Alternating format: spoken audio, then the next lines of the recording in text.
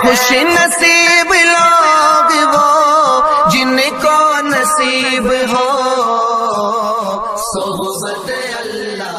راہ ولی میں وہ تاثیر دیکھی، بدلتی ہزاروں کی تقدیر دیکھی۔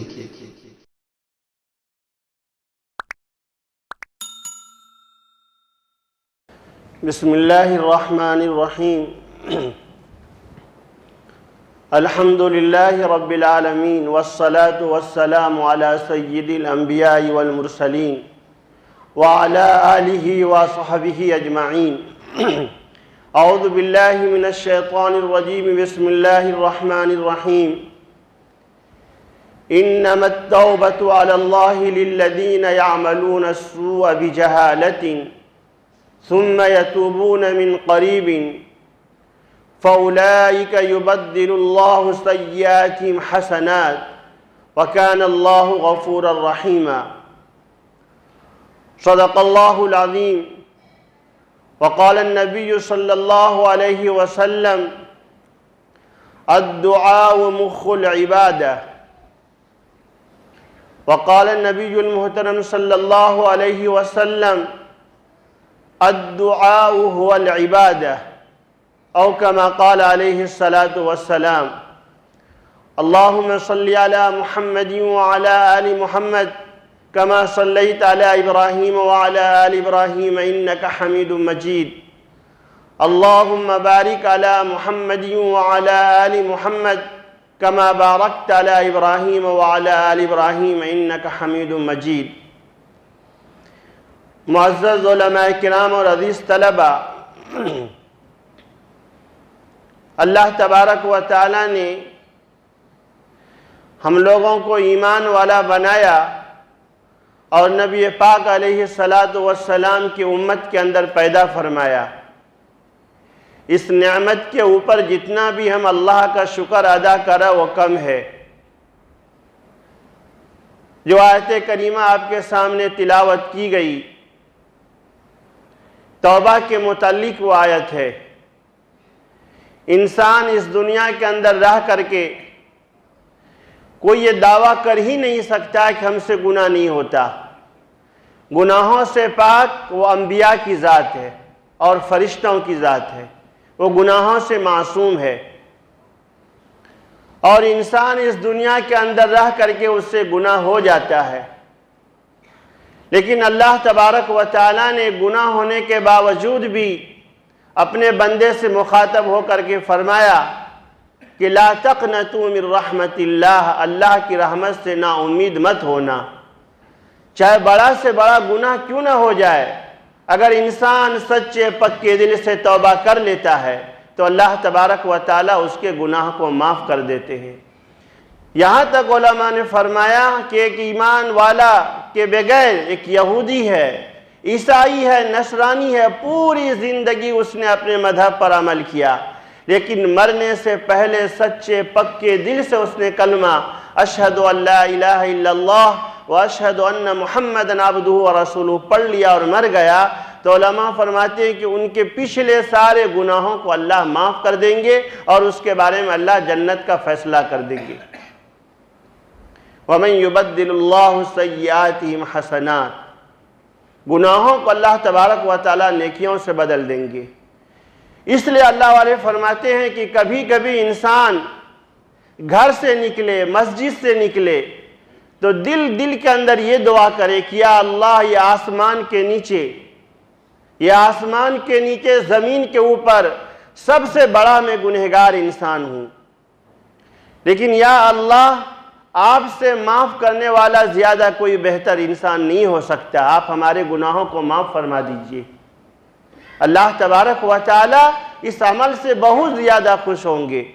میرے بھائی اور دوستو، کس وقت، کس عالم میں، کس گھڑی میں اللہ تبارک و تعالی کس کی پکڑ کر لے وہ کہنا مشکل ہے۔ اللہ تبارک و تعالی جب عزت دینے کے اوپر آتے ہیں تو عزت بھی دیتے ہیں، اور جب ذلیل کرنے کے اوپر آتے ہیں تو ذلیل بھی کر دیتے ہیں۔ حضرت شیخ زکریا رحمۃ اللہ علیہ جو فضائل اعمال کے مصنف ہیں، اس حدیث کی خدمت کے اوپر اللہ تبارک و تعالیٰ نے اس کو مسجد نبوی اور مدینہ منورہ جیسے مقدس سرزمین عطا کیا، اور وہ جنت البقیع کے اندر مدفون ہے۔ وہ اپنے مریدین کو بار بار اپنے مجلسوں میں یہ واقعہ سنایا کرتے تھے کہ انسان اپنے اعمال کے اوپر ناز نہ کرے اور کسی کو حقیر نہ سمجھے۔ کس وقت کس بندے کی اللہ کی طرف سے یہاں پکڑ آ جاتی وہ کہنا مشکل ہے۔ تو شیخ زکریا علیہ الرحمہ اپنے مریدین کو اور مجلس میں بارہا اس واقعات کو، شیخ عبداللہ اندلسی رحمۃ اللہ علیہ کے واقعات کو بیان کرتے تھے۔ ان کے بارے میں علماء فرماتے ہیں کہ شیخ عبداللہ اندلسی، ان کے اوپر 12,000 مریدین ان کے مریدین تھے، اور بڑے بڑے عالم اس سے بیعت ہوئے تھے۔ اس میں سے یہاں تک فرمایا کہ حضرت شبلی رحمۃ اللہ علیہ ان سے بیعت تھے، حضرت جنید بغدادی رحمۃ اللہ علیہ اس زمانے میں تھے۔ لیکن اللہ کا یہ کرنا ہوا، ایک مرتبہ وہ اپنے مریدین کے ساتھ جا رہے تھے، ایک عیسائی گاؤں کے اندر جب پہنچے تو نماز کا وقت ہو گیا، پانی کی ضرورت پڑی تو پانی ملا نہیں تھے۔ گاؤں کے باہر جب گئے تو جانے کے بعد دیکھا کہ ایک کنویں کے اوپر کچھ لڑکیاں پانی بھر رہی ہے۔ تو شیخ ابو عبداللہ اندلسی رحمۃ اللہ علیہ کی نظر اس خوبصورت وہ لڑکی کے اوپر پڑ گئی۔ پڑھنے کے بعد اپنی نگاہوں سے، خوبصورت نگاہوں سے دیکھتے رہے، آنکھوں سے۔ کچھ دیر دیکھنے کے بعد شیخ ابو عبداللہ اندلسی رحمۃ اللہ علیہ اسی جگہ بیٹھ گئے، اس سے آگے نہیں جانے لگے۔ تو حضرت شبلی رحمۃ اللہ علیہ بہت بڑے بڑے عالم تھے، حضرت کہنے لگے کیا ہوا آپ کو، یہاں سے آگے کیوں نہیں جا رہے ہیں؟ تو حضرت فرمانے لگے کہ میری دلی روحانیت کو، ولایت کو اللہ نے چھین لیا ہے، اور اس لڑکی کی محبت میرے دلوں کے اندر بیٹھ چکی، ہم یہاں سے آگے نہیں جا سکتے۔ اور وہ لڑکی عیسائی کی لڑکی، بہت سمجھایا، سمجھانے کے باوجود بھی حضرت وہیں پر بیٹھے رہے۔ حضرت شبلی رحمۃ اللہ علیہ فرماتے ہیں کہ ہم لوگوں نے دعا بھی کی اور روتے ہوئے وہاں سے واپس آ گئے، اور جب اپنے مریدین کے سامنے، شیخ کے جو مریدین تھے، جب واقعہ بیان کیا تو ان کے مریدین دھاڑے مار مار کر رونے لگے۔ یہاں تک نوبت پہنچی، کوئی لڑکی جو تھی عیسائی کی، جب شیخ ابو عبداللہ اندلسی وہاں پر پہنچے تو اس عیسائی عالم نے ایک شرط لگا دی کہ میں اپنے لڑکی سے نکاح کرنے کے لیے تیار ہوں، لیکن شرط یہ ہے کہ آپ کو سور 1 سال تک جنگل میں چلانا پڑے گا۔ وہ تو اللہ نے ولایت کو دل سے چھین لیا تھا، اس پر بھی وہ تیار ہو گئے۔ سال گزرنے کے بعد حضرت شبلی رحمۃ اللہ علیہ اور ان کے ساتھ دوسرے علماء جب حد سے زیادہ تڑپنے لگے تو پھر دوبارہ اس علاقے کے اندر پہنچے۔ پہنچنے کے بعد علاقے کے لوگوں سے پوچھا کہ حضرت کہاں گئے ہیں؟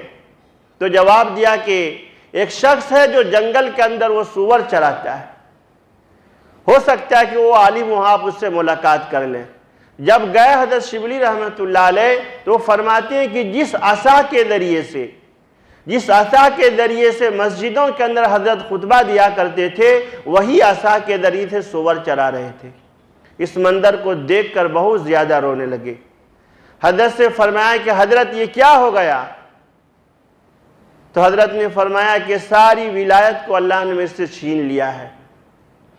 پھر فرمایا کہ آپ تو حافظ الحدیث تھے، حافظ تھے، کہ کوئی آیت آپ کو یاد ہے؟ تو شیخ ابو عبداللہ اندلسی فرماتے کہ صرف ایک آیت یاد ہے مجھ کو، وَمَن يُهِنِ اللَّهُ فَمَا لَهُ مِن مُكْرِمٍ إِنَّ اللَّهَ يَفْعَلُ مَا يَشَاءُ۔ آیت کا خلاصہ یہی ہے کہ اللہ تبارک و تعالیٰ کسی کو ذلیل کرنا چاہے اور دنیا کا انسان اس کو عزت دینا چاہے تو کبھی نہیں دے سکتا ہے۔ ایک آیت مجھ کو یاد ہے۔ پھر کہا حضرت تو آپ حافظ الحدیث تھے، کئی ہزار آپ کو سند کے ساتھ یاد تھا، کوئی حدیث یاد ہے؟ کہا ایک حدیث یاد ہے، من بدل دینہ فاقتلوہ، جو اپنے دین کو بدل دے اس کو قتل کر دیا جائے۔ صرف ایک حدیث یاد ہے۔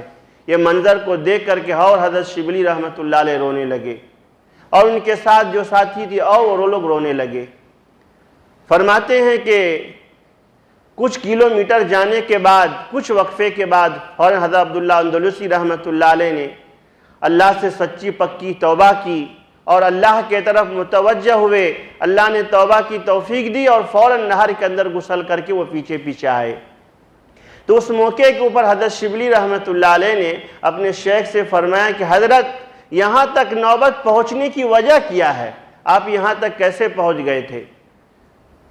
تو جو حضرت شیخ ابو عبداللہ اندلسی رحمۃ اللہ علیہ نے جو بات کہی، اصل میں وہ بات یاد رکھنے کے قابل ہے۔ حضرت فرماتے کہ اصل میں جب میں اس گاؤں کے اندر گیا، جانے کے بعد مندروں کو دیکھ کر کے اور عیسائیوں کو دیکھ کر کے میرے دل کے اندر ایک تکبر جیسا پیدا ہو گیا، گھمنڈ آ گیا کہ اللہ نے مجھ کو کیسے حالت میں رکھا ہے، کتنا اچھا ہوں، میرے ہزاروں مریدین ہیں، میرے ہزاروں شاگرد ہیں۔ اس زمانے میں علماء فرماتے کہ 12,000 اس کے مریدین تھے۔ یعنی وہاں کے لوگوں کو دیکھ کر شیخ ابو عبداللہ اندلسی رحمۃ اللہ علیہ کے دل کے اندر کچھ بڑائی آ گئی، جس کے اوپر اللہ تبارک و تعالیٰ نے کچھ دنوں کے لیے اللہ نے پکڑ کی اور پھر اپنی حالت میں واپس آ گئے تھے۔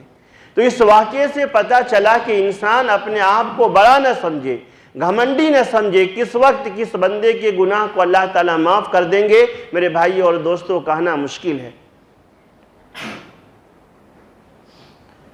تو انسان سے گناہ ہو جاتا ہے، لیکن گناہ ہونے کے بعد فوراً اللہ تبارک و تعالیٰ سے معافی صافی کا معاملہ کر لے۔ لیکن علماء نے فرمایا کہ گناہ دو قسم کا ہے۔ ایک قسم کا وہ گناہ ہے جس کا تعلق اللہ سے ہے، ایک ایمان والا نماز نہیں پڑھ رہا، وہ اللہ سے معافی مانگے۔ زکوٰۃ اس کے اوپر فرض ہے، زکوٰۃ نہیں دی، وہ اللہ سے معافی مانگے۔ قربانی واجب ہے، قربانی نہیں دی، وہ اللہ سے معافی مانگے۔ یہ اللہ سے معاملہ ان کا ہے۔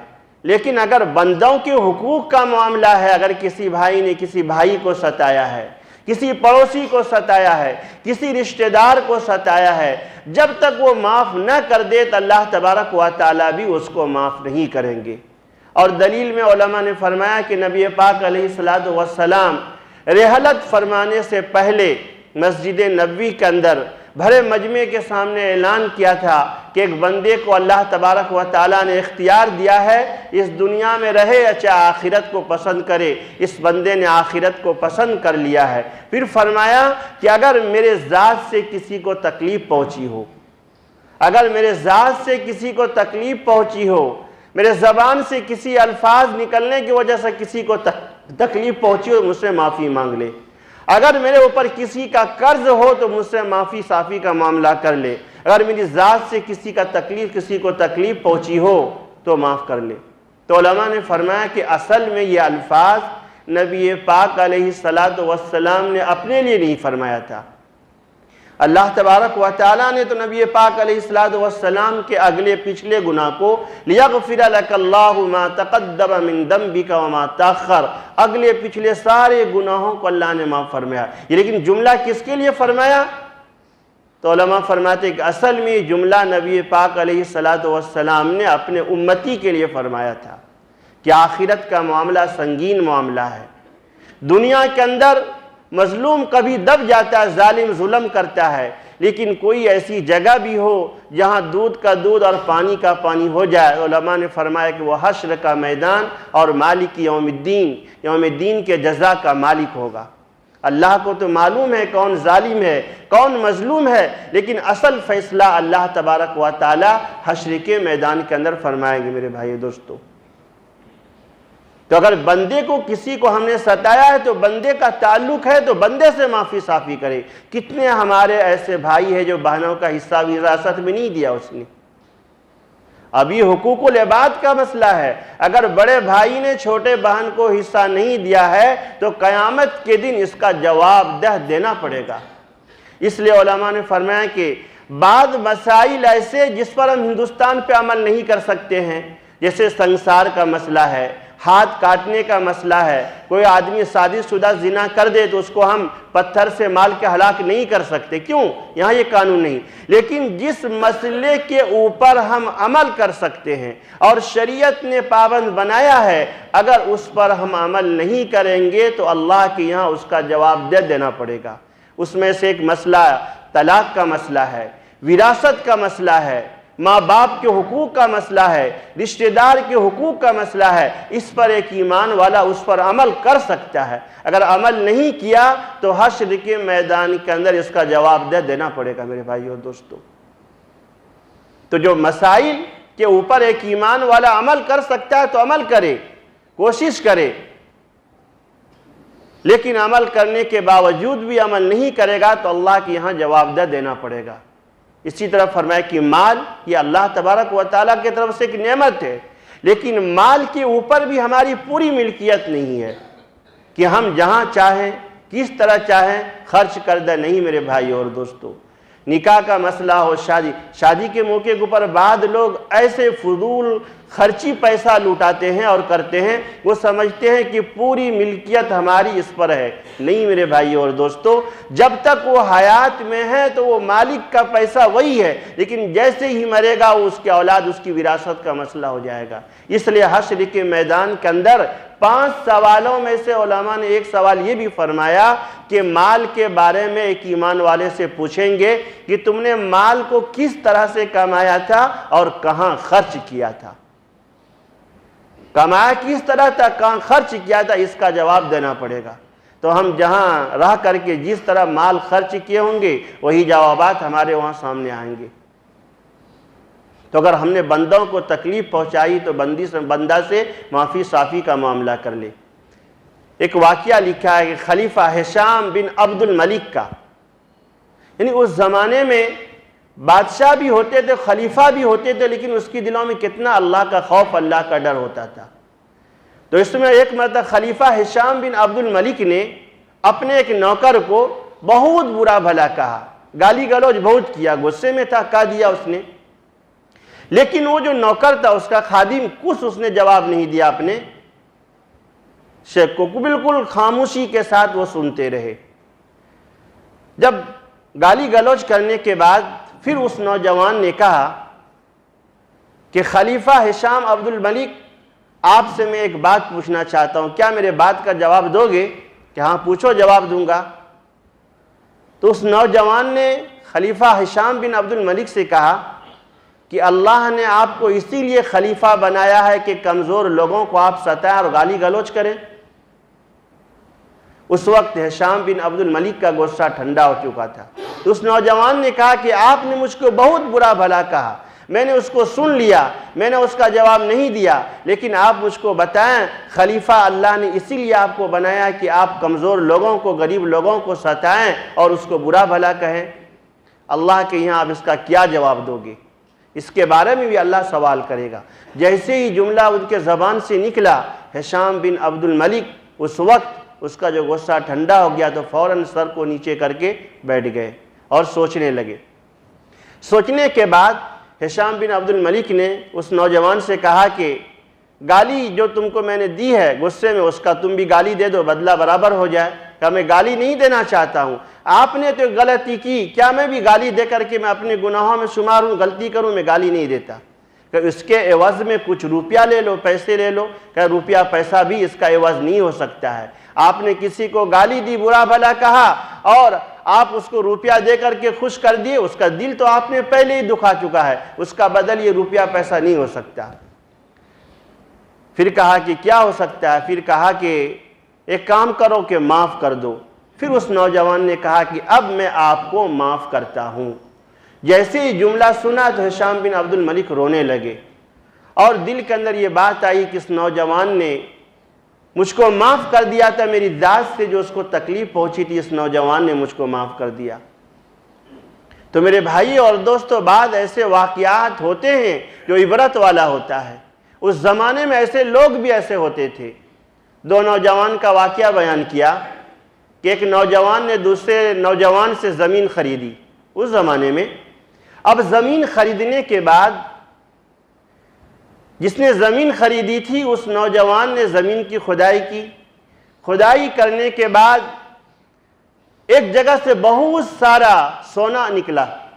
سونا نکلنے کے بعد جس نوجوان نے زمین خریدی تھی اس زمانے میں ان کا دل بھی کیسے اس زمانے کے لوگوں کا ہوتا تھا، فوراً اس کے دل میں اللہ کا خوف، اللہ کا ڈر کہ میں نے تو جس شخص سے زمین خریدی ہے، زمین کے بدلے میں اس کو میں نے پیسہ دیا ہے، لیکن اس زمین سے جو سونا نکلا ہے یہ اس پر تو میری ملکیت نہیں، چلو میں اس کو واپس کر دیتا ہوں۔ تو جب وہ گئے، جانے کے بعد جس سے زمین خریدی تھی اس نوجوان سے کہا کہ مسئلہ یہ ہوا ہے، اس سے سونا نکلا، آپ اس سے لے لو۔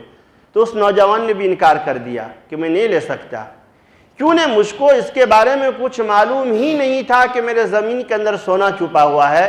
جب مجھ کو معلوم ہی نہیں تھا، میری اس کے اندر ملکیت ہے ہی نہیں، تو میں کیسے اس کا لوں؟ دونوں لینے سے انکار۔ پھر اس زمانے کے پاس ایک عالم کے پاس وہ لوگ گئے، اور جانے کے بعد پورا مسئلہ رکھا کہ حضرت یہ معاملہ ہوا ہے، اب کیا اس کے بارے میں کریں ہم؟ تو اس زمانے کے اندر جو عالم تھے کہا کیسا مسئلہ ہے؟ اب جس سے زمین خریدی تھی کہا ہاں تمہارے پاس کوئی لڑکا ہے؟ کہا لڑکا ہے، ایک لڑکا ہے۔ اور جس نے خریدی تھی زمین اس سے کہا کہ تمہارے گھر میں کوئی لڑکی ہے؟ کہا لڑکی ہے۔ کہا کہ اس کا آسان طریقہ یہی ہے، دونوں تم لوگ راضی ہو جاؤ، اپنے لڑکے کا نکاح جس نے زمین خریدی ہے اس لڑکی سے کر دو، اور کرنے کے بعد سارا ملکیت کا سامان اس کو دے دو۔ فوراً دوسرے دونوں راضی ہو گئے، اور راضی ہونے کے بعد سارا جو سونا کا ذخیرہ ملا تھا وہ دونوں، اور اس کے اندر دونوں کو خوشی ہوئی اور دونوں کے ملکیت میں وہ آ گیا۔ تو اس واقعے سے بھی پتہ چلتا ہے میرے بھائی اور دوستو، اس زمانے میں کیسے کیسے لوگ ہوتے تھے۔ تو حقوق العباد کا مسئلہ بہت ہی کٹھن ہے۔ ہم نے کسی کو گالی دی ہے، کسی کو برا بھلا کہا ہے، کسی کی زمین ہڑپ کری ہے، کسی کا مال قرضہ لے کر کے اس کو نہیں دیا ہے، یہ سب ایسے مسائل ہیں جس کے بارے میں اللہ کے یہاں مجھ کو جواب دہ دینا پڑے گا۔ تو انسان اس دنیا کے اندر رہ کر کے اس سے گناہ کے کام ہو جاتے ہیں، لیکن فوراً اللہ تبارک و تعالیٰ سے توبہ کر کے اللہ سے معافی صافی کا معاملہ کر لے۔ حضرت عمر فاروق کے زمانے میں ایک شخص کا جنازہ جا رہا تھا، تو کسی دوسرے نے کہا کہ بہت انسان اچھا نیک انسان تھا، نمازی تھا، لوگ اس کو پسند بھی کرتے تھے۔ تو فوراً حضرت عمر فاروق رضی اللہ تعالی عنہ نے اس نوجوان کو بلایا اپنے قریب، اور بلانے کے بعد اس سے کہا کہ تم کس بنا کے اوپر اس نوجوان کے بارے میں تم تصدیق کر رہے ہو، ٹھوس دلیل دے رہے ہو کہ یہ جنتی ہے اور یہ بہت اچھا انسان ہے، کیا تمہارے پاس دلیل ہے؟ تو اس نے کہا کہ میں اس کو برسوں سے جان رہا ہوں، میرے محلے میں یہ رہتے تھے، نماز پڑھتے تھے اور دوسرے نیک کام کرتے تھے۔ اس موقع کے اوپر حضرت عمر فاروق رضی اللہ تعالیٰ عنہ نے اس نوجوان سے پوچھا کہ جس کے بارے میں تم اچھائی کی گواہی دے رہے ہو، کیا تم نے کبھی ان کے ساتھ لین دین کا معاملہ کیا ہے؟ کہ اس کے ساتھ تو کبھی نے لین دین کا معاملہ نہیں کیا ہے۔ تو حضرت عمر فاروق نے فرمایا کہ جب ایک ایمان والا دوسرے ایمان والے سے لین دین کا معاملہ کرتا ہے تب پتہ چلتا ہے کہ وہ انسان اچھا تھا یا برا تھا۔ دوسری بات اس نے فرمایا کہ کیا تم نے اس کے ساتھ کبھی سفر کیا ہے؟ ایک جگہ سے دوسرے کی جگہ سفر کیا ہے؟ کہ کبھی سفر نہیں کیا ہے۔ تو سفر کے اندر بھی پتہ چلتا ہے انسان کے اخلاق کا، کہ انسان اس کے اخلاق اچھے یا برے ہیں، سفر کے اندر بھی پتہ چلتا ہے۔ پھر فرمایا ہے کہ تم اس کا پڑوسی کبھی بنے ہو؟ کبھی پڑوسی بھی نہیں بنا۔ تو پڑوسی کو سمجھتا ہے کہ انسان اچھا ہے یا برا ہے۔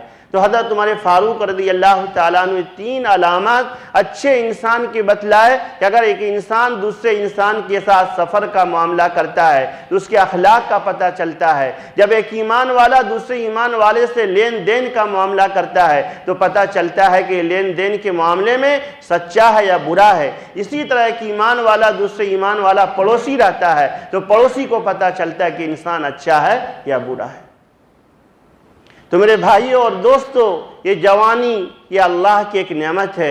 اس جوانی کو ہم نہ سمجھے کہ جہاں چاہیں جس طرح چاہیں استعمال کریں، نہیں، اس جوانی کے بارے میں بھی اللہ تعالیٰ حشر کے میدان کے اندر سوال کریں گے کہ جوانی تمہاری کہاں گزری تھی، آج ہماری اور آپ کی کہاں جوانی گزرتی وہ دیکھ لیں۔ اللہ معاف کرے کہ خصوصاً اور نوجوانوں کا طبقہ ایسا گناہوں کے اندر مبتلا ہو گیا کہ بعد ایسے گناہ ہے گناہ ہی نہیں سمجھ رہا ہے۔ مسجدوں کے سامنے میوزک بنانا، گانے سننا، قوالی سننا، یہ جگہ ہے مسجد کے سامنے کہ ایک طرف سے اللہ تبارک و تعالیٰ کے عذاب آنے کا ایک سبب بن جاتا ہے۔ علماء نے فرمایا کہ گانا بجانا میوزک سننا دلوں کے اندر نفاق پیدا کرتا ہے، نفاق دلوں کے اندر پیدا ہو جاتا ہے، جس کے وجہ سے ہم 12 بجے 1 بجے 2 بجے رات تک جاگ رہے ہیں، اور جیسے ہی فجر کی نماز کا وقت ہوتا ہے آرام سے ہم بستر پر سو جاتے ہیں، احساس بھی نہیں ہوتا ہے کہ فجر کی نماز کا اہمیت اللہ کے یہاں کتنا اونچا مقام ہے۔ جب اللہ تبارک و تعالی دینے کا وقت آتا ہے تو ہم غفلت میں پڑ جاتے ہیں۔ تو بعض ایسے گناہ ہے میرے بھائی اور دوستو کہ انسان اس کو گناہ ہی نہیں سمجھ رہا ہے، گناہ سمجھے تب تو وہ توبہ کرے۔ تو دلوں کے اندر گانا بجانا ایسا چیز ہے جو دلوں کے اندر نفاق پیدا کرتا ہے۔ تو اللہ تبارک و تعالیٰ کی محبت، اللہ تعالیٰ کی عظمت پیدا کرنے کے لیے گناہوں سے بچنا میرے بھائی اور دوستو بہت ضروری ہے۔ تو گناہ انسان سے ہو جاتے ہیں، لیکن فوراً گناہ ہونے کے بعد اللہ تبارک و تعالیٰ سے معافی صافی کا معاملہ کرے۔ مدینہ منورہ کے اندر ایک عورت جو نئی مسلمان ہوئی تھی اور اس نے گناہوں سے گناہ ہو گیا، توبہ کی، تو لوگوں نے مذاق کرنا شروع کر دیا، یہ عورت تو فلانا اور فلانی عورت یہ تھی وہ تھی، برا بھلا کہنا شروع کر دیا۔ تو اللہ تبارک و تعالیٰ نے وحی کے ذریعے سے نبی پاک علیہ السلام کو فرمایا کہ مدینہ کے لوگوں کو آپ اعلان کر دو کہ اس عورت نے ایسی سچی پکی توبہ کی ہے، اگر اس کے توبہ کو تقسیم کر دیا جائے تو مدینہ کی کئی لوگوں کے مغفرت کے فیصلے ہو جائیں۔ تو آدمی سے گناہ ہو جاتا ہے، وہ توبہ سچے پکے دل سے کر لیتا ہے، لیکن گناہ ہونے کے باوجود بھی دوسرے لوگ اس کے گناہوں کو سامنے بیان کرتے ہیں۔ اسی طرح میاں بیوی کا بھی مسئلہ ہے۔ بعض ایسے نفٹ قسم کے شوہر ہوتے ہیں کہ پہلی رات کی میاں بیوی کے راز کی باتوں کو دوسرے ساتھیوں کے سامنے بیان کرتے ہیں، اور لڑکیاں بھی دوسرے سہیلی کے سامنے بیان کرتی ہیں۔ نبی پاک علیہ السلام نے دونوں کے اوپر لعنت فرمائی کہ راز و نیاز کی باتوں کو دوسرے کے سامنے مت بیان کرو، اور خصوصاً میاں اور بیوی اپنے راز و نیاز کی باتوں کو دوسرے کے سامنے بیان نہ کرے۔ اس کے اوپر اللہ تبارک و تعالیٰ نے لعنت فرمائی اور نبی پاک علیہ السلام نے لعنت فرمائی۔ تو اپنے زبان سے کسی کو تکلیف پہنچانا، اپنے ہاتھ سے کسی کو تکلیف پہنچانا، یہ ایسے گناہ ہیں میرے بھائی اور دوستو، اگر سامنے والے نے معاف کر دیا ہے تو اللہ تبارک و تعالیٰ بھی معاف کر دیں گے، اور اگر اس نے معاف نہیں کیا، اگر چاہے تو حشر کے میدان کے اندر اللہ تبارک و تعالیٰ معاف کرے، چاہے پکڑ کر لے۔ اس لیے علماء نے فرمایا کہ اگر بغیر سینگ والی بکری نے، اب بکری تو ایک معصوم جانور ہے، اگر بغیر سینگ والی بکری نے سینگ والی بکری نے بغیر سینگ والی بکری کو مارا ہے تو اس کو بھی اللہ تبارک و تعالی حشر کے میدان کے اندر کھڑا کر کے بغیر سینگ والی بکری کو سینگ دے کر کے کہ اس کو بدلہ دے لو، پھر اس کا وہ معاملہ ختم ہو جائے گا۔ حالات جو آئیں گے صرف دو مخلوق، انسان اور جنات، وما خلقت الجن والانس الا لیعبدون، اور یہی شریعت کا میرے بھائی اور دوستوں مکلف ہے۔ اس کے بارے میں اللہ تبارک و تعالیٰ کے ہاں اس کا جواب دہ دینا ہوگا۔ تو بعض ایسے گناہ ہیں جو انسان گناہ ہی نہیں سمجھتا ہے۔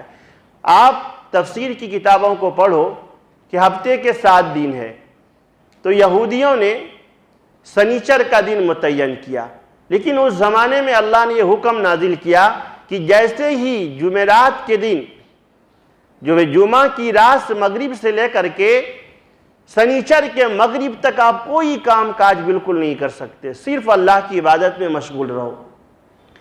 اور ایک شرط یہ بھی لگا دی تھی اس کے اندر کہ مچھلی کی شکار سے بھی سنیچر کے دن اللہ نے منع کیا، اس زمانے کے اندر یہودی لوگوں پر شکار نہیں کر سکتے ہو۔ لیکن انہوں نے ایک غلط حرکت شروع کی اور مچھلی کا شکار کرنا بھی سنیچر کے دن شروع کر دیا۔ پھر فرمایا بھی ان کے ساتھی کے اندر 2 گروہ کے لوگ ہو گئے، بعض لوگ جو نیک تھے جنہوں نے شکار کیا اس کو سمجھایا کہ اس طرح مت کرو، اللہ کا عذاب آ جائے گا تو سارے لوگ ہلاک ہو جاؤ گے، مت یہ حرکت کرو، لیکن ماننے کے لیے وہ تیار نہیں ہوئے۔